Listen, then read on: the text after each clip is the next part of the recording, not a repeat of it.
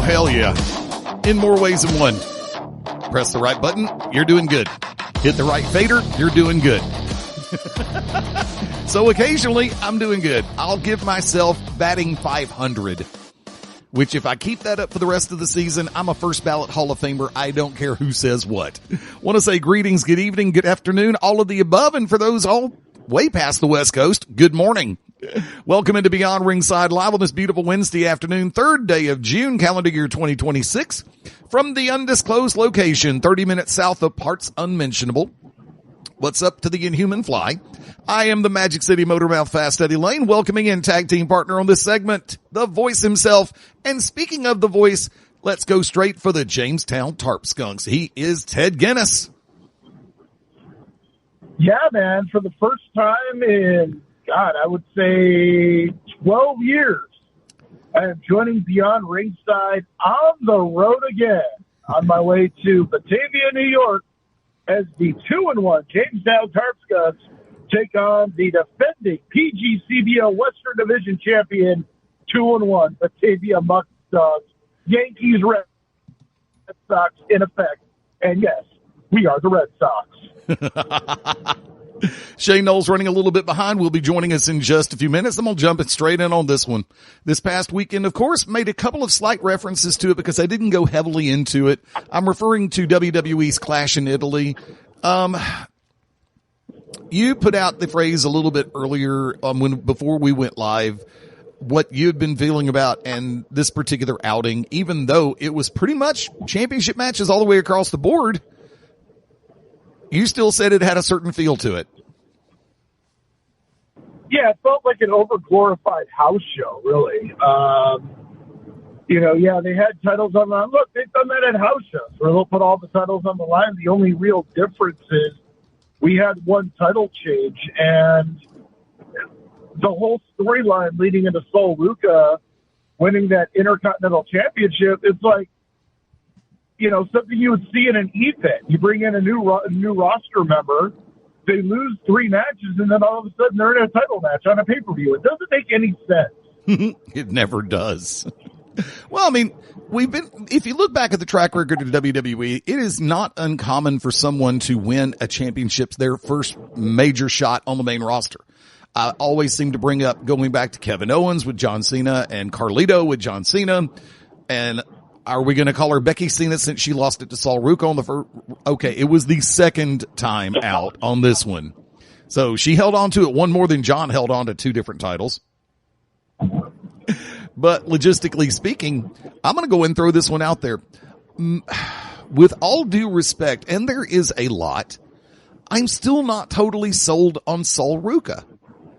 If this were a poker game, I would actually check. And I don't know if I would check raise at this point. Ted?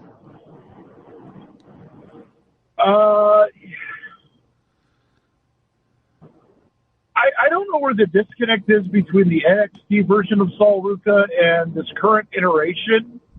It almost feels like a Vince McMahon handling of a Karrion Kross coming up, or any of the big, really exciting names from NXT that were going to get called up and then get on the main roster and just get crapped all over. I mean, you remember back when they pulled up Aleister Black, Ricochet, Sami Zayn, and Kevin Owens at the same time, or I forgot, maybe it was the 2 others, but Ricochet and Aleister Black, prime example of more bad Vince NXT booking, and it's just kind of continuing, and it's a shame considering where Triple H spent so much time building up the Black and Gold brand and showed the respect for the people that he was bringing up from NXT.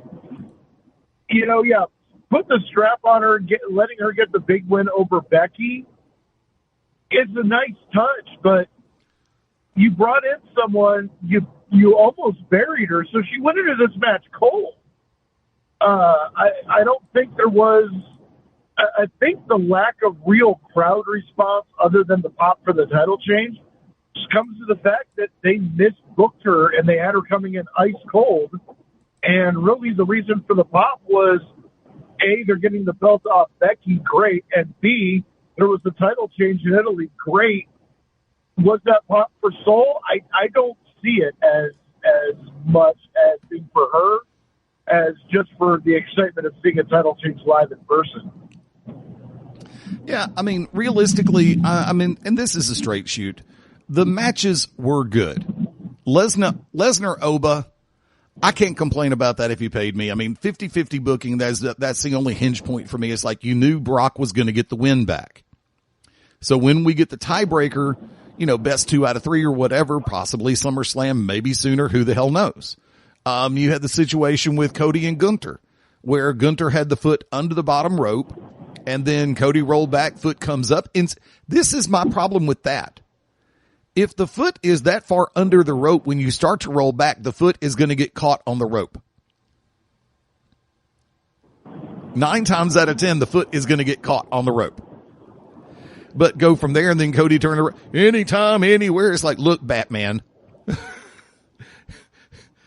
I've said it before. I'll say it again. The only character in the universe that has better plot armor than Cody Rhodes is Batman. Agree or disagree?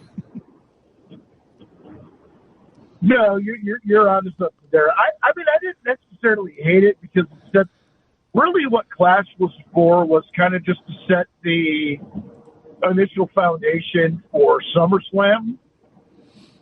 Over Brock, I didn't hate it. I thought it was, 50-50. I didn't really mind 50-50 booking because when you have two big monsters that can tear through everybody else on the roster, you put them in the ring together, I think the only real way that you can get that match to flow is by 50-50. And when they do the best out of 3, the third match, the only caveat to that is it's got to go at least 10. It's got to be within that 10 to 15 minute range because this is going to be the last one. So they're going to have to pull out all the stops and kick out of every finishing move 7 or 8 times just to get that match over. I didn't like Oba taking a loss this early on. Yeah, it's to Brock, so Oba's still protected.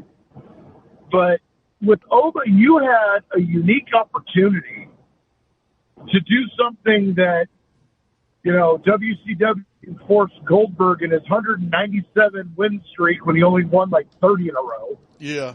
And then Asuka's 100 and whatever, You had a chance to really reset and give a guy a chance to go legitimately 100 and something and 0. But they didn't do that. They still have, and I'm curious to see what's going to happen with Oba in the next couple of WrestleManias. But you have a guy young enough with his first win at Mania over Brock Lesnar. You could be looking at the next guy to challenge The Undertaker's Mania win streak if they want to go that direction.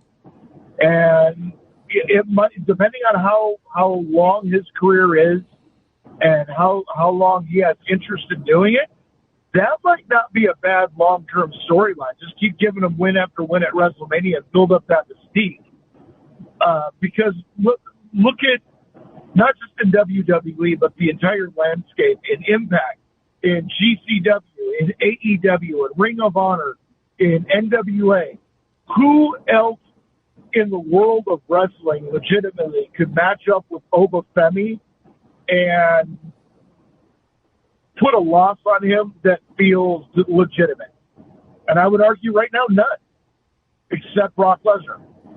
Yeah, because noting the fact that during the NXT run, Oba was very protected. The last run he had with the NXT Championship, he left the title in the ring and then disappeared to the main roster. Yep. And then from there, the previous occasion, I believe it was when Ricky Saints picked up the championship. I don't think Oba was the one who ate the pin on that one. So they've done what they've needed to do, and actually they protected Oba down at NXT. That way there's not a lot of leverage points going, well, he lost this and lost this. It's like, no, he walked away from the damn title. So I really can't complain too much about that. Of course, I don't want to complain anyway. I really don't. That is a misnomer that I'm going to find the negativity in something, and that's not always true, unless it's just blatantly obvious. It's always true for me. Say what? It's always true for me. Life happens that way, dude. Yeah. I don't mind crapping on everything. Well, I was having a conversation with one of my roommates a little while ago before we went on air, and we were talking about a situation. Here's where I'm going to go a little bit off the cuff. I saw a news story that a local shopping supercenter, the River Chase Galleria, for the longest time, one of the biggest malls in the region. Tremendous facility. Still love it to this day. I will go there if there's something that I need from a store in that building rather than order, because I'd rather support brick and mortar. Well, the mayor of Hoover, Alabama, has put out the statement that the River Chase Galleria may be for sale, and he feels this could be a positive move for the shopping center. Well, the roommate and I made a comment about a situation that transpired there a couple of years ago, which was a negative. There was a shooting there. And it's kind of like the center. I'm going to be that person for a hot second, because remember in Superman, he rescued the plane and rescued Lois and blah, blah, blah, blah, blah, made the statement that, depends on which movie you're watching as to which one he rescued first, the plane or Lois. Don't let this get you turned off flying, because it's actually the safest form of travel. Well, if a venue's been around for how many years and they've had one shooting or maybe even two, what does that tell you about the track record of the facility as far as being a drama magnet? But people, the local news cycle, the local news cycle is like, go on that story for 2 weeks. And then lo and behold, people will say, well, the news keeps talking about it. It must be an unsafe environment. It's been there for 10 years and or 20 years and has had one incident. And just because it happens on the day that I'm not there doesn't mean it's going to happen on the day that I'm there. So I'm not going to, it's kind of like the situation with Six Flags. But once again, I say that to say that with the shooting they had on the opening day 2 years ago. There, I wasn't going to leave that as a dangling participle. But the fact of the matter stands. We have a penchant for looking toward the negative, and I've made this statement. If there was a day when genuinely nothing negative happened in the world, I would be afraid to see the local or national news broadcasts. What could they possibly talk about that is current that was bad news? They'd have to go back and pick up something from the previous days. Well, following up on this story, there's nothing to report. So I'm not always looking for the negative. So if for everybody is like, what's he going to shoot on this time? Hopefully nothing. I mean, honestly, I didn't have a huge problem with Clash in Italy. I didn't think it was all that in a bag of Cheerios, but by the same token, was it rock bottom? Hell no. It was a decent show. And I'm going to leave it at that. Ted, go ahead and wrap that point if you want to, sir. Come on back in. Yeah. I mean, after the show, I didn't have that feeling where, God, I'm never going to get those 3 hours back. It was fine. It wasn't great, but for Triple H to come out and say it's WrestleMania quality, I mean, which one are we talking about? Are we talking about WrestleMania 9? Are we talking about WrestleMania 11, 12, 27, all the real dog crap manias out there? Or were you comparing it to the good ones, like 30 and 17 40 and 20, 17, 18, 10, 3, 5, 6? I mean, if you're going to say WrestleMania quality, you have to qualify which mania you're referring to. Exactly. Folks, do me a favor. We are going to take an early one. Let me hit this little button right here, and I'll get something right today. Oh, my God, help me. It's been one of those days already. This has been the sane point of everything. I'll explain more about that later. Hang tight. Ted and I make the return in just a moment. This is Beyond Ringside Live.